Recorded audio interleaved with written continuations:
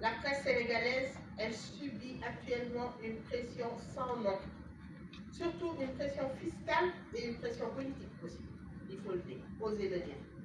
Savez-vous que la presse sénégalaise date de la période coloniale, avec plusieurs journaux que le gouverneur Faidherbe avait créés lui-même, et aussi d'autres gouverneurs qui sont venus après lui. Il faut lire Roger Pasquier. Les débuts de la presse sénégalaise, c'était écrit déjà en 1962, et c'était dans les cahiers d'études africaines. Mais il ne faut pas tuer ce qui date d'aussi longtemps. Toutes les autres presses africaines sont parties de la presse sénégalaise. Et aujourd'hui, on nous présente la presse sénégalaise comme si c'était un commerce de pain, ou bien de chaussures, ou bien de...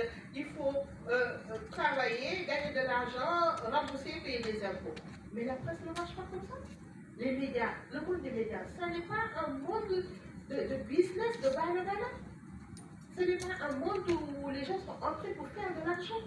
D'accord, c'est dans nos pays, parfois on voit des journalistes qui sont millionnaires, peut-être même milliardaires, mais ça n'est pas ça la vocation.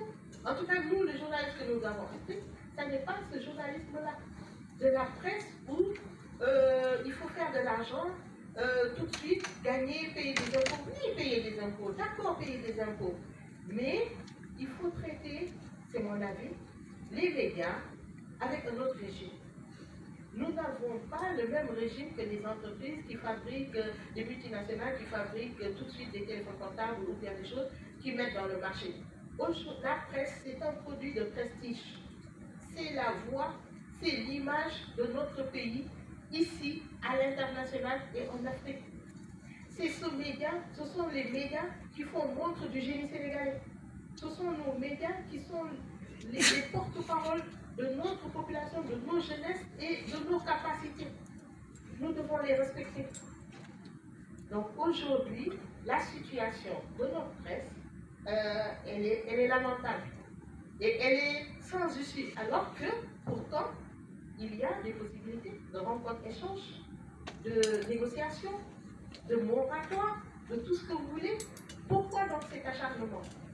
Donc c'est mon cri du cœur pour la presse sénégalaise qui doit faire montre du savoir-faire sénégalais. Et elle est pionnière, elle est respectée, elle est plébiscitée à l'international. Et il faut faire des rencontres à l'international pour s'en rendre compte. Et elle a réglé aussi beaucoup de situations dans d'autres pays, pas juste au Sénégal. Dans d'autres pays, la presse sénégalaise a été sollicitée pour venir régler des situations. Bien sûr, je suis d'accord qu'il ne faut pas mélanger les torchons et les serviettes. Je suis d'accord aussi qu'il ne faut pas jeter le bébé avec l'eau du bain. Parce qu'il ne faut pas mettre tout le monde dans le même panier et penser que tout le monde est peut-être pourri, délinquant, comme le mot qu'on nous accable en ce moment. Et tout le monde, donc, ne peut pas être logé à la même enseigne. Chers amis,